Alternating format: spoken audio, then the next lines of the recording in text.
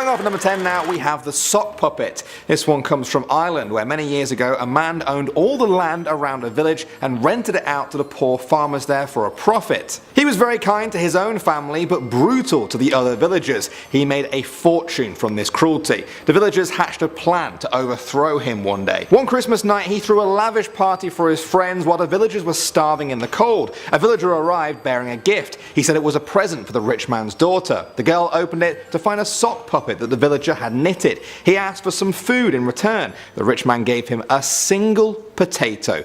The girl loved the sock puppet though. She named it Charlie. She took it to bed that night. When her father went to check on her, she was fast asleep. But he noticed that Charlie was still on her hand and its plastic eyes were staring right at him. The villagers were about to get their bloody revenge on the rich man thanks to a murderous sock puppet called Charlie. Moving on to number 9 now, we have Christmas tree decorations. This is a story from Scary for Kids about a girl called Juliet who was decorating a Christmas tree. Her mum was working late, and so when she finished with the tree, she sat down to watch some TV. It was then that she heard a scratching noise at the door. She looked through the peephole to see a man outside. He was a large, bearded guy in a red suit with fluffy white trim. He banged on the door loudly. Juliet asked, "Who's there?" The man said he was Santa Claus and that he wanted to come in because he was cold and tired and hungry. Juliet didn't believe him. She told him that her mother wasn't home and she wanted him to leave. His face began to go red and twist with anger. He knocked even harder and growled,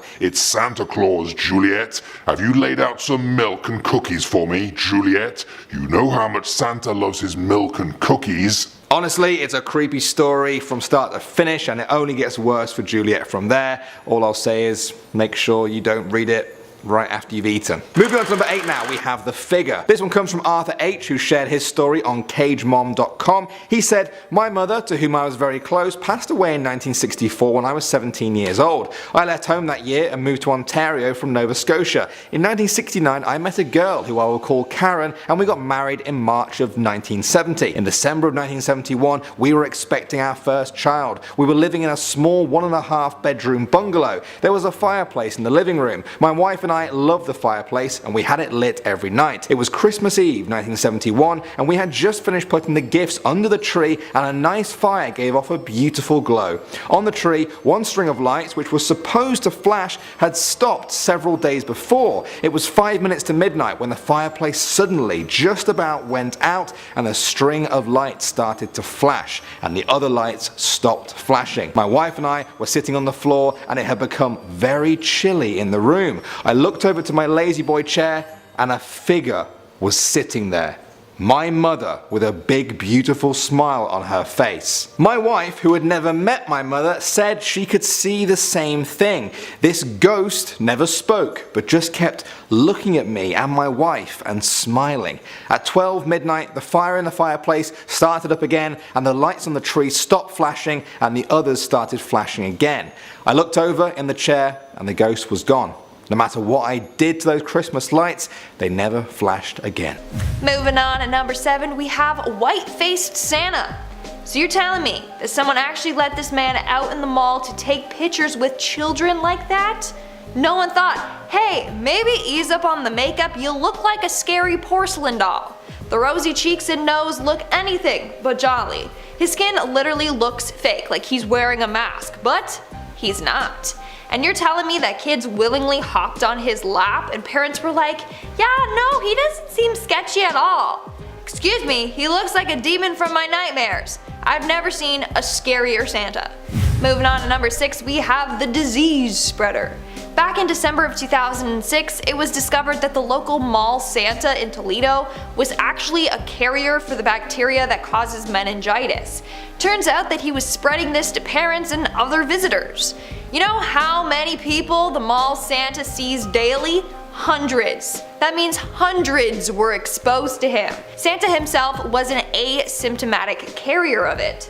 As a result, hundreds of families were notified and those who got really close with Santa Claus were put on antibiotics as a precaution. Way to go, Santa. Way to ruin Christmas. We're now at our 5th and halfway mark with Santa. Santa, the camera is this way and her eyes are up there. This seems like the most action Santa has got in years. Not only is he getting frisky there, but he's not even being casual about it. He's fully staring at her boobies, and he's trying to cop a feel. That is very inappropriate, I'm telling Mrs. Claus. But in all seriousness, let's hope that this was a joke and that the poor woman was comfortable with it and consented to it. In our fourth spot, we have the indecent exposure. Imagine being young and excited to meet Santa Claus. You're standing in line, eagerly waiting, when all of a sudden, Santa gets up and pants himself, exposing his candy canes and Christmas bulbs to everyone. That would be pretty traumatizing. Well, this happened in real life. It happened at the Walnut Grove shopping mall in Flagstaff, Arizona in 2014. Apparently, the mall's Santa Darnell Kendrickson got all upset because he wasn't allowed a break. So, in retaliation, he went back to his Santa's chair, dropped his drawers, and began to touch himself. Thankfully, he was arrested shortly after and he was fined $50,000. And obviously, he was fired. What's sad though is that no one came to post his bail, so he was stuck inside prison over the holidays. That's not very merry. Moving on at number 3, we have Jack Nicholson Santa. Now, why did I name this the Jack Nicholson Santa? Well, see for yourself. Here's Santa! Does he not look like Jack Nicholson from The Shining? Yes, he does. Why did Santa need to peel his eyes wide open like that? And what's with his facial expression? I'm genuinely concerned. It seems like he's on or he's hyped up on caffeine. Either way, I wouldn't want to get close to him. Next thing you know, he whips out an axe from under his chair and starts hacking up his elves. Moving on to number 2, we have alien claws. I don't care what anybody says, aliens are real, and this right here is an alien. This is not a human. This is an alien pretending to be Santa Claus. For starters, what's up with his forehead? Didn't know Santa had that bad of a receding hairline. Maybe that's why he likes wearing those red Christmas hats. He's over there looking like Megamind. Not only that, but what is on his face? I can't tell if it's prosthetics or a cheap scary mask. Either way, he looks terrifying. Santa's also looking a little stressed. Like, look at all those forehead lines. Someone get this man some milk and cookies ASAP. Again, my question is, why did they think Santa actually looked good like this? Like, who allowed this? And in our number 1 spot today, we had the Kidnapper Claus. Who here would love to go back to the North Pole with Santa and become one of his little helpers? Well, back in 2015 in Florida, a crazed man dressed as Santa was going around a local mall trying to convince young shoppers that he was Santa and that they should come back to the North Pole with him and become one of his elves. He also said he had lots of toys out back for them. Obviously, this was just a kidnapping ploy. Thankfully, he was caught and arrested and no one got hurt. Coming in number 10, we have he kidnaps naughty children. So where do all the elves come from? That is never explained in the Santa Claus lore, and it seems that it's a pretty huge gap in the knowledge of what goes on behind the scenes with the big man in the North Pole. And elves are a key part of his operation. Without the thousands, maybe millions of elves, how would he be able to do all the things that he does? Well, he wouldn't. And to ensure that he always has a fresh supply of workers, Santa Claus is kidnapping bad kids from all over the world and taking them back to the North Pole and forcing them to work for him. Santa heads out to drop off all his presents, but he's doing double duty. He's not just giving people what they wished for, he's also taking back a ton of fresh workers to come for the new Christmas season. Why do you think his sack of toys always looks like it has toys in it? Even when he's gone to most of the world, it still looks full. That's because every present gets replaced with a naughty kid. He hauls them all back in his massive sack and then dumps them in the toy shop and puts them right to work. Now on to number 9, his elves are slaves. Everyone knows Santa has little helpers who wrap presents all year round for the big man in the red coat and white beard to hand out. There have been countless movies, TV shows, even songs about Santa's elves, and they always appear to be so cheerful and happy. But maybe it's all an act. And tying things in with Chase's previous point, how Santa takes naughty kids and makes them work for the next Christmas season, well, it seems quite evident that these elves, or kids, are working against their will. It's possible Santa has an army of both elves that he oversees, as well as the naughty youngsters, who inevitably will be taken to the most northern point of the world. Santa is known as the King of the North Pole, and for these elves to just be working all day long, wrapping gifts while cheerfully singing and dancing, all while Santa gets to kick back and relax, prepping for the one night that he has to travel the world, handing out presents. I mean, come on. He's obviously handing off the work he doesn't want to do to his elf slaves and calling it a career. Coming in number 8, we have the stealing from people. This guy is coming into your house and no one hears him. He's one of the stealthiest people on the planet. When he comes into your home, you're just trusting that he's not going to do anything shady. Well, what if he's doing something that isn't up to par? I mean, you have to leave out milk and cookies for the big man, and what happens if you don't? Does he go off the handle and put you on the naughty list because you didn't bribe him with some sugar? And what happens if he has some technical problems when he's going from house to house? His sleigh breaks down, his toy sack rips open, or any of the other millions of problems that could happen when you're delivering toys to every kid in the world. Well, he's not just going to stop the job, he's going to repair his sleigh, and he might need to take some stuff from you. And guess what? He's not gonna ask. He's not gonna wake you up in the middle of the night and ask you for a socket wrench, because A, it would reveal that he's real, and B, there's a good chance that you would just attack him in that moment.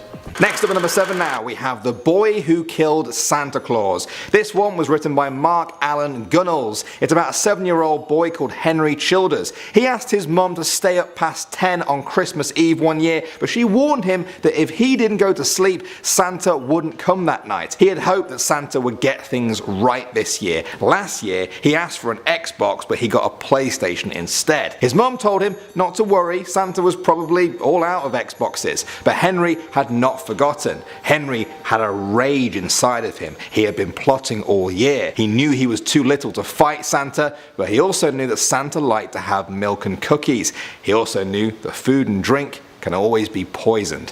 Finish the story to find out what happened to the boy who killed Santa Claus. It's a good one. Moving on to number 6 now, we have Bloody Axe. This story actually comes from an old horror comic, and the pictures you're seeing now are from just that. It's written from the perspective of an 8-year-old boy. He would lie very still under the old moth-eaten quilt his mother had made for him. He would be wide awake and listen out for sounds. On one Christmas Eve, he heard the front door closing and the clomp, clomp, clomp of his father's mud-caked boots, and then there was the sound of dripping on the stairs. Drip, drip, drip. Then his father would pass by his doorway and the light would cast his shadow on the bedroom wall and the shadow of the bloody axe he always carried in his hands. At breakfast the next morning, he slowly asked his mother where his father had been last night. She looked at him with sad eyes but never said a word. By the end of this story though, we learn that there is a connection with the rumours of the nearby axe murderer and his father's return every night. Let's just say it doesn't have a pretty ending. Moving on to number 5 now, we have The Carol Singers. This is a story based on The Vanishing House by Bernard Capes. The storyteller said that when they were a boy, their grandfather and father were alcoholics who never worked. They could play instruments though. On one Christmas Eve, they took him Christmas caroling with them, door to door. It was a dark night, snow was falling and the wind cut through them like a knife. They came to a big mansion decorated with Christmas lights. The grandfather knocked on the front door and they began to play some old Christmas carols. When the door finally swung open, in the dim light they could see a young woman stood holding a tray of glasses in her hands. She picked up a glass and handed it to the grandfather, who excitedly took it. The boy looked up to a window above and saw a hideous face peering out of the shadows. He looked back at the woman in the doorway and her face had twisted hideously too. They would live to regret the day they ever came to that mansion and the grandfather taking that glass. Alright everyone, moving on to number 4 now, we have The Clown Puppet. There was once 3 sisters, aged 15, 12 and 7. They told their parents what they wanted for their Christmas gift of choice. The oldest asked for a laptop, the middle for an iPad and the youngest for a small doll. On Christmas Day, the oldest and middle daughters got what they asked for. They were over the moon. The youngest daughter didn't receive a doll though. Instead, she got a clown puppet. She thought it was cute and so she kept it. 2 days later, the youngest daughter disappeared. The next Christmas, the oldest daughter asked for an iPad and the middle child asked for a clown puppet. Sure enough, 2 days later, she disappeared. The next Christmas, the last remaining daughter asked for a clown puppet in memory of her sisters. She disappeared as well. The heartbroken parents never recovered. They eventually became so poor they had to sell everything for money. One day they went into the attic to look for items to sell. That's when they saw, in the darkness at the very very back, the clown puppet was sitting on a throne made from lollipop sticks, arranged all around it were the severed heads and limbs of the 3 missing girls. Next up at number 3 now, we have the Griefer. He told them the story of the grifter, the most awful thing in the world. He lives in a cave at the North Pole. The coldest, wettest place on earth is where the grifter makes his home. He sleeps in the wreck of a ship. He doesn't mind the cold and he doesn't mind the wet, but the thing he hates most of all is to hear someone say his name. He has very good ears and they get bigger every time his name is spoken anywhere on earth. Sometimes his ears get so big he can use them to fly. At this point, Steffa said she didn't like the story. It was scaring her. It's too late now, the mother said. We've already mentioned his name. The grifter is probably on his way to our house this very minute. Those words will come to haunt them before this story ends. Moving on to number 2 now, guys, we have Belsnickel. If you're watching this from a Germanic speaking country, you may be familiar already with this story. In that part of the world, the Belsnickel is a fur-clad Christmas gift bringer. He has a long tongue and is typically very ragged and disheveled. His clothes are dirty and ripped, and he's known for beating misbehaved children with a stick. He's a mythical creature that serves as an almost anti-Santa-like creature. If it's Santa's job to deliver joy and presents, it's the Belsnickel's job to make sure they deserve it. And finally, number 1 now, we have Purple Fingernails. This one comes from the Scary for Kids website, and I'll read it exactly as I found it. There was once a little girl who had a large collection of dolls. One Christmas, she saw a doll in the window of a department store that she absolutely had to have. It had long, flowing blonde hair and a lovely blue dress. But the thing that impressed her the most about the doll was that it had lovely, bold, purple fingernails. When Christmas morning came, she was delighted to find the doll with the purple fingernails lying under the Christmas tree. She played with it all day, and when she went to sleep, she put it on the table at her bedside. That night, the little girl was awakened by strange noises. It was still dark outside. She looked over for her doll, but it was nowhere to be found. The girl, puzzled, got out of bed and walked into the hallway. The door to her parents' room was ajar, and she pushed it open softly and looked in. Her parents appeared to be sleeping soundly, and so she went back to bed. In the morning, she saw the doll with the purple fingernails was sitting on the table by her bed, exactly where she had left it. She assumed that she must have just been having a bad dream, but when she went into her parents' room that morning, she found them both lying dead in a pool of blood. There were 2 purple doll fingernails stabbed into their heart. Starting off in our number 10 spot, we have Belsnickel. Belsnickel is a monster that comes from German folklore. He appears in old raggedy clothing and fur, and he carries a switch with him. The strange thing about Belsnickel is that he also carries candy to reward the good children, which I mean, good for him for putting in a bit of an effort to not be entirely evil, but I'm not sure if giving out candy as a reward really makes up for the fact that he uses the switch to beat the ones who are being bad. You know, can't really forget that. I think it might just be best to stick with the classic Santa's lump of coal for the poorly behaved children. In our number 9 spot today, we have Hans Trapp. Hans Trapp is an anti-Santa type character and comes from some regions in France. The story goes that he was actually a real man who was very greedy and evil, and that he worshipped Satan. After being excommunicated from the Catholic Church, he decided to head to the forest where he disguised himself as a scarecrow. I don't know why. From then on, he made it his mission to scare and eat people. One day when he was about to eat a boy, he ended up getting struck by lightning, which was God's way of punishing him. While luckily that ended the mean old man's children-eating ways, Hans Trapp still visits around Christmas time to serve as a reminder of what can happen to naughty children. He remains dressed as a scarecrow so that he can scare the children into behaving well. Interesting tactic. In our number 8 spot today, we have the Yule Cat. The Icelandic Yule Cat, or the Christmas Cat, is a pretty mean cat who is probably gonna try and eat you. The Yule Cat originates from the Icelandic tradition where if you finish all of your work, then you will be rewarded with new clothes, but obviously not if you're lazy. The Yule Cat can easily spot the ones who are lazy because of the fact that they'll be wearing old clothes, and this will cause you to end up being sacrificed. The Yule Cat is meant to be a stimulus for children to complete all of their chores, but it is also used as a reminder to children to donate to those who need it. Not sure where the donation part comes in. Making sure that everyone has a new piece of clothing so that the Yule Cat will not mistake the less fortunate for someone lazy. There it is. Alright, I guess that one has a nice lesson at least. Filling on our 7th slot is St. Stephen's Day, which is the 26th of December. Now, Irish Christmas celebrations go beyond the 25th and up until very recently used to involve bird murder. Yes, you heard that right. St. Stephen's Day used to be celebrated by killing a wren, putting it on top of a decorated pole, parading it from house to house while singing and demanding money for their deed. It's like the meme where it's like, no one. Irish people demanding money for killing a bird. Anyway, going on the wren or Jenny hunting became a thing because apparently St. Stephen himself was betrayed by a wren, and the practice continued till the 1930s, which really wasn't even 100 years ago, you guys. So really, we need to stop bird murder. We should have stopped bird murder a long time ago. Now at number 6 are baubles. I've literally always wanted to decorate a Christmas tree. It's been my dream for my entire life and I've never done it. Just remember, you guys, if I die and I didn't do it, just remember my soul will not rest. It will come back to haunt you. Now traditionally, the act of hanging toys and treats from your Christmas tree was German in origin, but baubles and glass blown spheres date back to the 17th century and originated from a very spooky idea in Britain and Ireland: witch balls. Yup.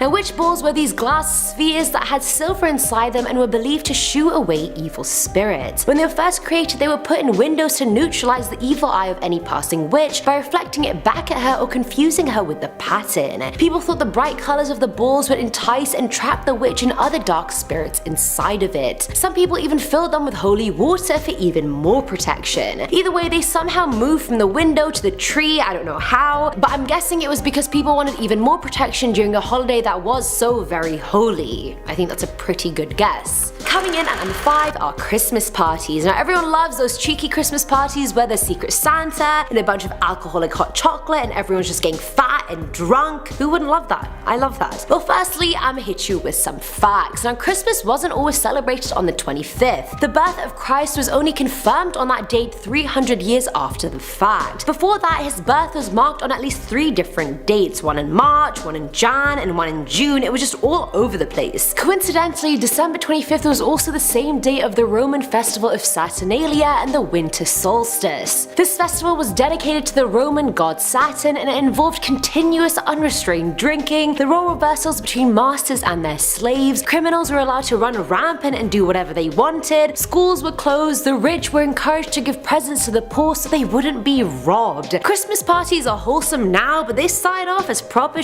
shit shows. At number 4 are stockings. Now I've really always wanted my own stocking with my name on it just hanging above the fireplace, but alas, my dreams are still just dreams. Now filling stockings with treats is all fun and games now, but its origins are rooted in poverty and illness. Who would have thought? The tradition apparently started when a 4th century bishop, St. Nicholas, heard an old man complaining about how he didn't have any money to supply each of his 3 daughters with a dowry. And back then, dowries were a very big deal. Any girl that didn't have a dowry wouldn't be allowed to get married and probably would have become a concubine in order to sustain herself. Now St. Nicholas's heart went out for this old man so much that he snuck into their house at night and saw that they had hung some stockings above the fireplace to dry. He stuffed them with bags of gold and the impoverished family lived happily ever after.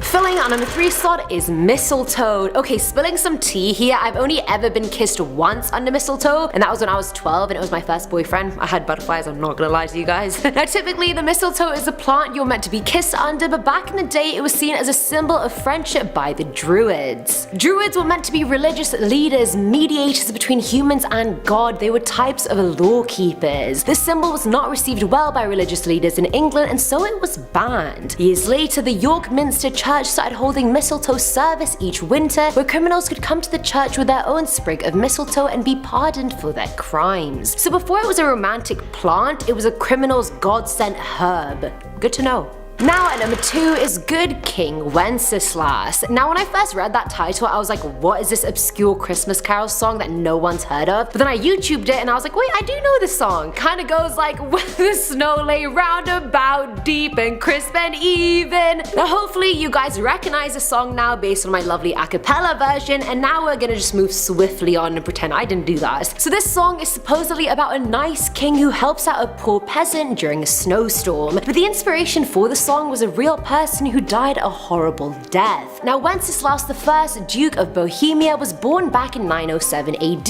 His father died, so he was raised by his mum, who was the daughter of a pagan tribal chief. Fast forward to 935 AD, Wenceslaus's brother gave orders to murder him, so he was stabbed repeatedly with a lance while praying in church, and then he was dismembered right in front of the chapel. I feel like if you get killed in a church, surely that's like your straight ticket to heaven, right? That has to be your straight ticket to heaven. If you get murdered in a holy act, surely you go to heaven. I'm gonna put my money on it. Wenceslaus, I see you.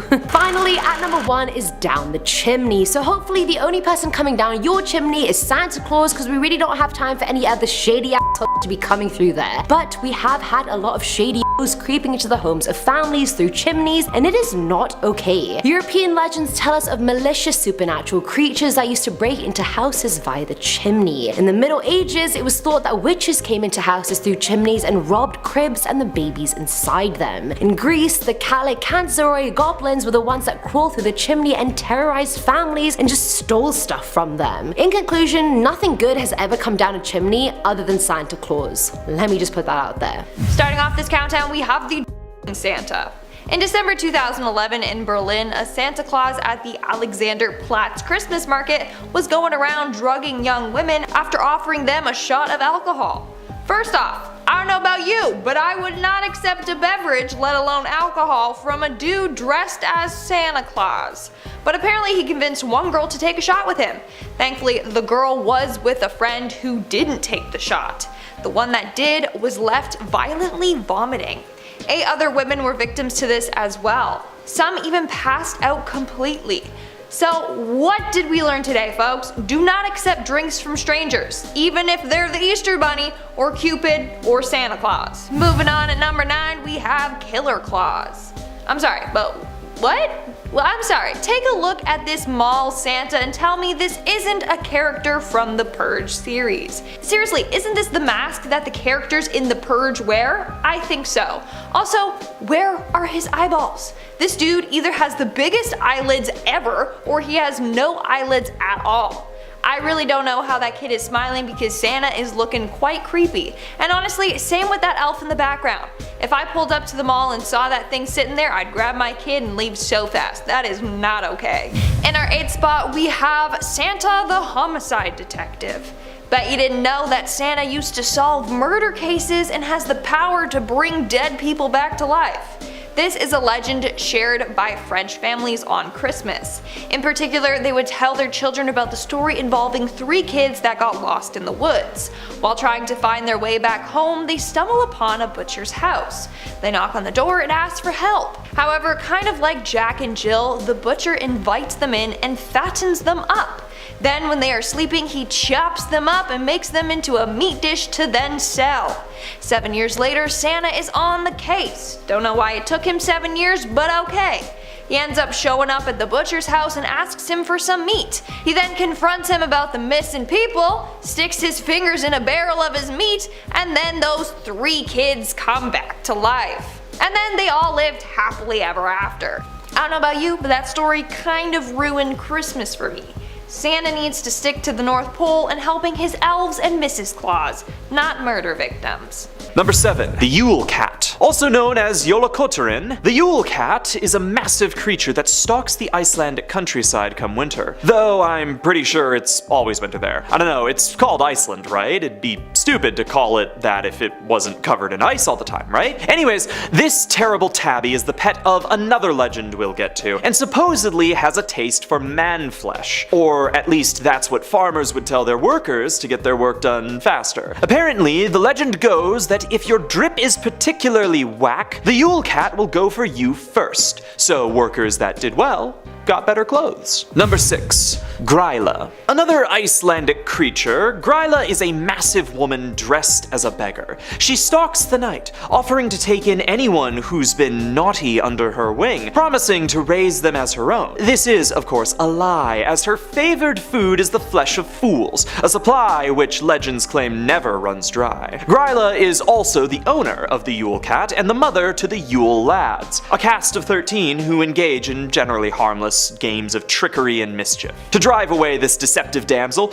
all one needs to do is scatter food or just, chase her away. That usually does the trick, but if there's someone in your family who's being a bit of a pest, well, it's an option, that's just all I'll say. Number 5. Knecht Ruprecht. Boss of the Bellschnickel and companion of St. Nicholas, Knecht Ruprecht finds a way to be extremely worse than his switch-snapping brother. Where others bring gifts, Ruprecht is deeply religious, demanding whether or not anyone within his sight prays regularly. If they do, they are given nuts, apples, and other sweets, but if they don't, they are given garbage and switches for others to beat them with. And really, that's just so German. Even the punishments are delegated to other people. Number 4. Frau Perkta. This fatal Frau has been around far longer than the saints and the schnickels. Perkta takes one of two forms, either appearing in white and unsullied cloth, or haggard and ruined shambles. Supposedly a shapeshifter, Perkta is said to have 1 foot larger than the other. As with all Christmas legends, she was a keeper of moral justice, though for some reason she was extremely against people weaving during the holidays. Either way, when her victims behaved, they'd receive a coin of silver. If they didn't, she'd pop open their stomachs and jam as much straw as she could into the cavities, then re-sew them up and send them on their way. Number 3. Hans Trapp. I know he sounds German, but this legend actually originates from France. Generally kept to the regions of Alsace and Lorraine, Hans Trapp was originally a German knight. Oh, come on, they're all German. Why do Germans hate Christmas so much? Anyways, Hans was apparently big into partying and theft, to the point where he was supposedly excommunicated by the Pope. He then apparently sold his soul to the devil to keep on partying, which gave him a thirst for flesh. Now bound to the rules of hell, he could only eat sinners, which meant that Christmas time was the perfect time to do some light lunching. Now, some legends say that St. Nicholas may have employed Hans as a method of keeping his followers in check, but he might have someone better for that task. Number 2. Krampus. Yeah, this one's a doozy. Recently popularized through Hollywood films, Krampus has become known as the anti-Santa.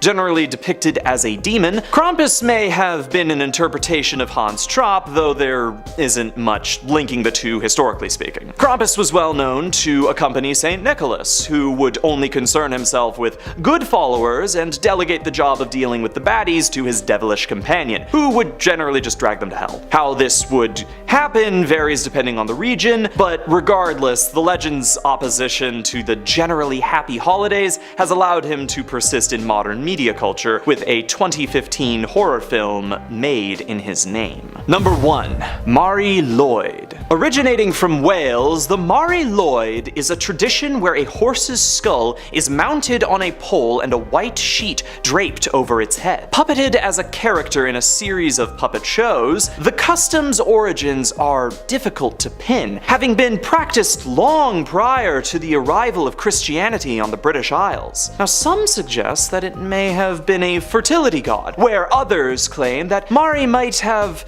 been a reference to the Virgin Mary of the Christian faith. Now, Mari is generally seen accompanying characters both new and old, brought into people's houses where she engages in a series of rude rhymes. If she's allowed entry, the house is considered blessed with good fortune, though Mari might try to steal things and chase folks that she likes, but never seems to wish harm despite her morbid appearance. Some believe her to be a god of death, but with her mannerisms being so well recorded, it's a wonder why her history isn't. Perhaps she's a reminder of something else. But even though it's seen pushback from Christian fundamentalists, Mari Lwyd is still practiced today. Terrifying, ephemeral, mischievous, but always present by your doorstep. Number 10. Mincemeat pie. A traditional English Christmas dish, mincemeat pies have a somewhat colorful history. Originally known as tarts of flesh, nice, the recipe has seen various iterations, though sometimes the ingredients were a bit more unique than the recipient might have expected. According to some legends, mincemeat pies might have been baked with beef, chicken, uncles, kings, you name it. These stories hold sway in many hearts, as a number of fictional works have used the concept as a means of discreetly disposing of a body. Whether or not this this is accurate remains to be seen, but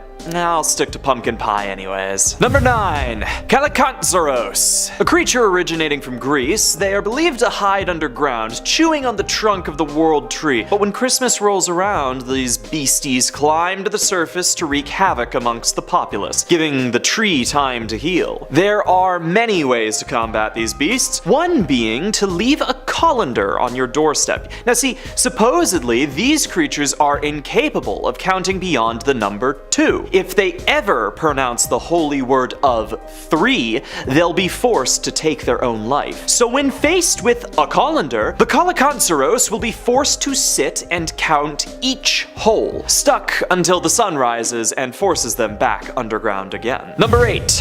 Bellschnickel. One of the companions of St. Nicholas, the Bellschnickel comes to us from Germany, and just like every word in the German language, he's violent and horrifying. According to the legends, this fur-clad figure stalks the night, armed with a switch in one hand and a bag of goodies in the other. If you weren't raised near a forest, a switch is a bundle of thin and soft branches you use to smack the ever-living badness out of anyone who's being a bit naughty. The legend wasn't landlocked Deutschland, and made its way with immigrants to Pennsylvania, Newfoundland, and Nova Scotia in the 1800s. A balance between benevolent and brutal, Bellschnickel is not a legend to be brushed aside. Seriously, keep clear of this crowd. Now up next at lucky number 7, he inhumanely breeds reindeer. Everyone knows the wonderful Christmas song Rudolph the Red-Nosed Reindeer. He had a shiny nose and took the night with Dasher and Prancer and Vixen and all the others.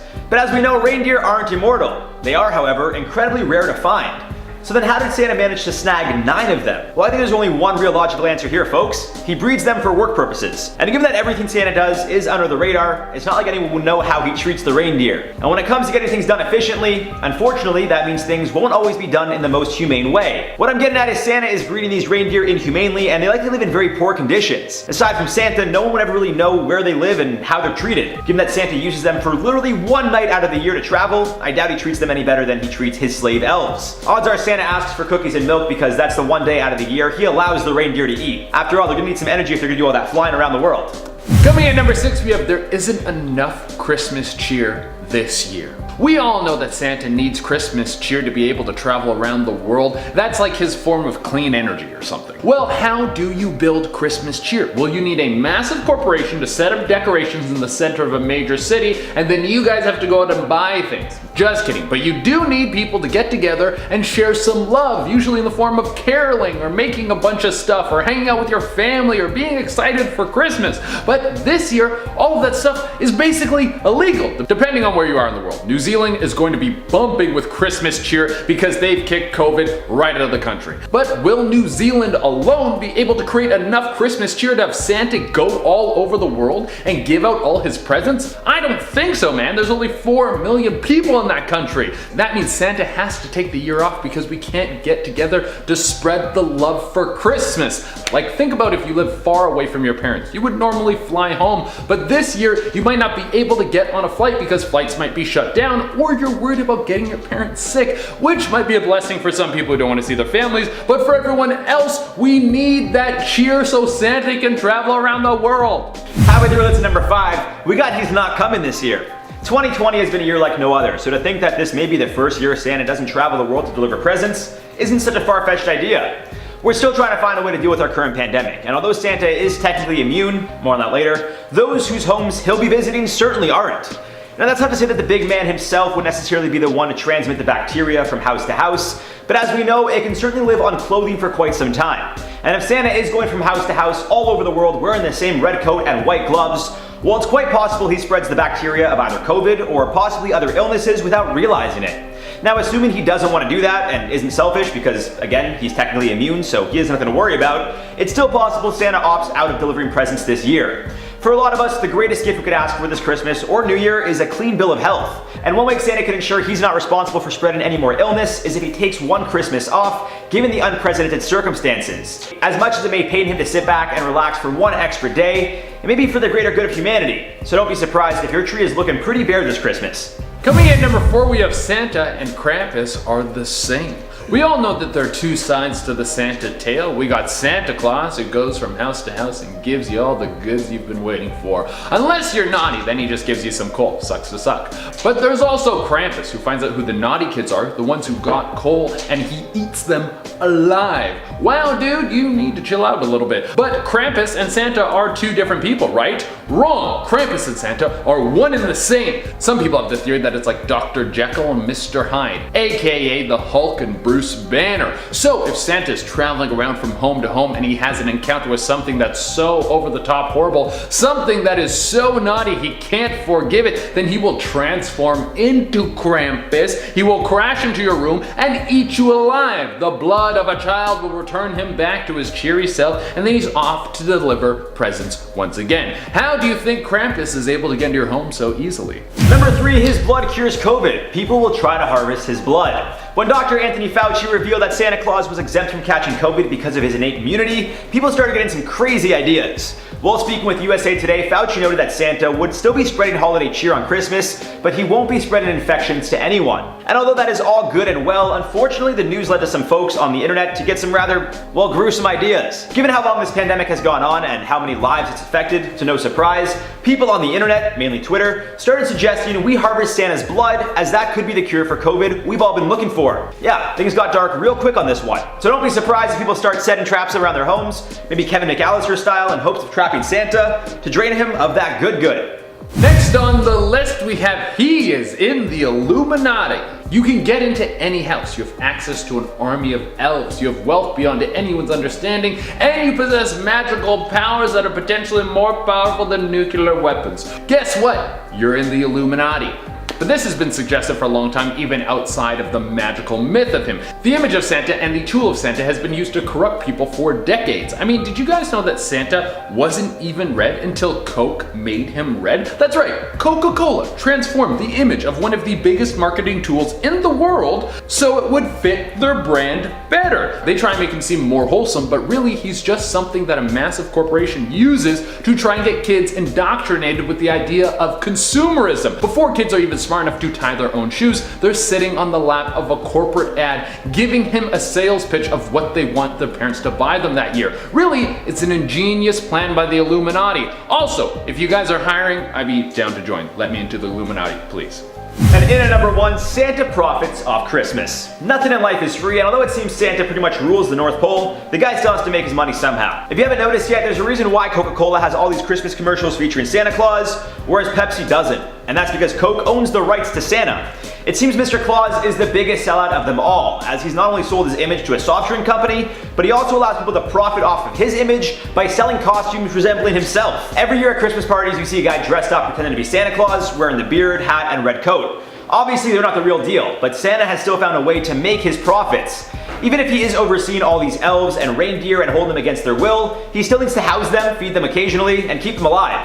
And assuming there's millions, well, that ain't cheap. Starting us off at number 10 is caroling. Now, I've never had any carolers come to my door, but that's probably because I live in an apartment and that would be weird. But it's been a thing since the 17th century, but it wasn't as nice and cheerful as it is now. Carolers or wassailers used to arrive at people's houses completely unannounced and demand the residents give them their finest drink and food. And these demands weren't just verbal. Sometimes they'd threaten violence or rape, they'd physically destroy the property and the homeowner's items, and sing lyrics like, "If you don't open up your door, we'll lay it flat upon the floor." One Catholic minister was against caroling so much so that he rallied against it, saying it drove people to rioting and fornication and everything that just wasn't Christian. Who knew carolers were actually just dicks? Coming in at number 9 is Father Christmas, the big jolly man himself. Now, most people believe his origins can be traced back to St. Nicholas, who we'll talk about later on. But through research, I found out that Harper's Weekly magazine published what's meant to be the first ever illustration depicting the modern Santa Claus, and that was in the 1860s, so it's really not that modern. In that illustration, he's wearing green robes, not the red ones we're used to, and he was even mixed with the legend of the Green Man. The Green Man was this person who ruled the forests and woods in pagan belief, and last time I checked, pagans and Christianity are not the same thing. In Germany, for example, Father Christmas had a dark side, and that came in the form of Krampus, who was said to be his evil helper. He was the bad cop to Santa's good cop. So Santa was either St. Nicholas, he was either a pagan forest man, or he was a Batman and Robin duo with Krampus.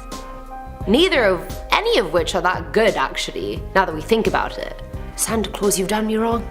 Betrayed me.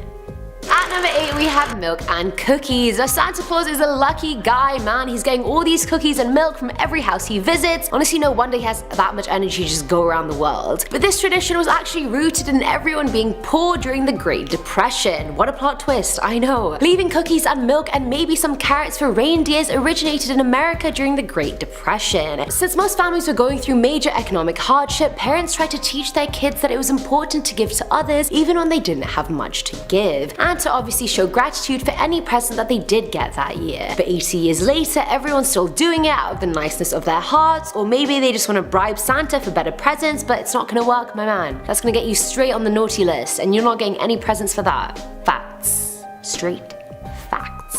In our number 7 spot today we have Krampus. For this one we have the evil Christmas legend Krampus. While Krampus was made into a 2015 horror comedy movie, there really isn't anything funny about this legend. Krampus is the anti-Santa Claus and really undermines the holiday spirit that we all know and love and look forward to every year. Legend says that Krampus is supposed to scare the kids on the naughty list into behaving better, but it gets really dark when we take a look at how he goes about scaring them. Krampus either beats them with birch branches, which is already gruesome and evil enough, but he will also tie people up in a sack and haul them off to hell.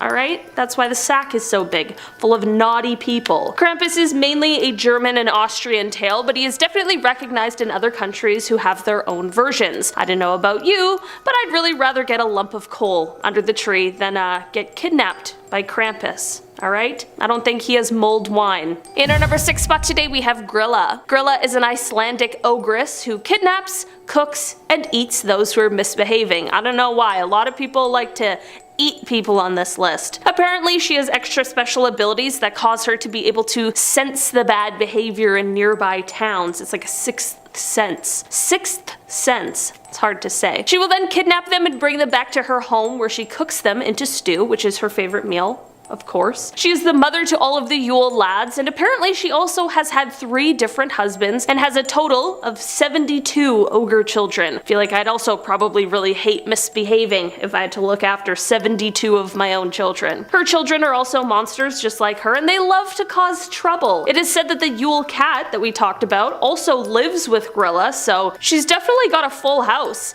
Maybe Grilla just needs a day off, you know? She's got a lot on her plate, it seems. In our number 5 spot today we have the Grither. What else is up north with Saint Nick and all of the elves? You think with all the magic up there would have to be something else that might not be as nice. Well, that is where the Grither comes in. The Grither is big and bad, and he will come to your home if you do one thing wrong. See, the Grither is an ugly beast that lives in a cave. It's said that this cave is the coldest, dampest place in the world. Not where I would build my first home, but the Grither doesn't seem to be bothered by his living situation. He is as tall as a tree and has long, thick arms and fists big enough that they could wrap around your entire head. His skin is see-through and you can see all of his horrible veins that are plastered throughout his body, but still, all of this is fine with the Grither. He doesn't mind his appearance one bit.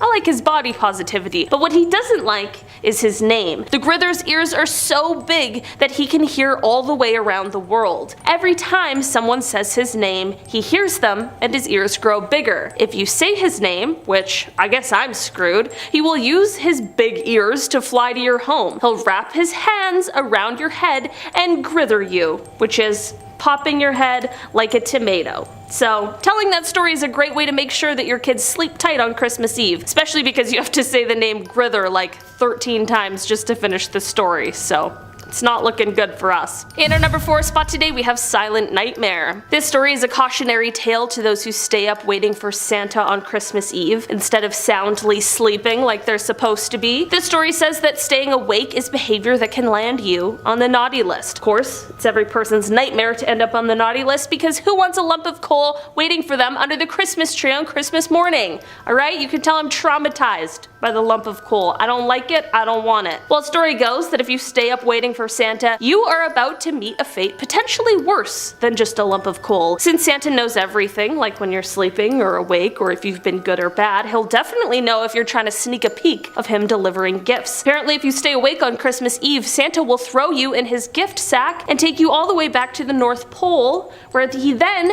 makes you join all the other elves. After all, how do you think he got all of those elves?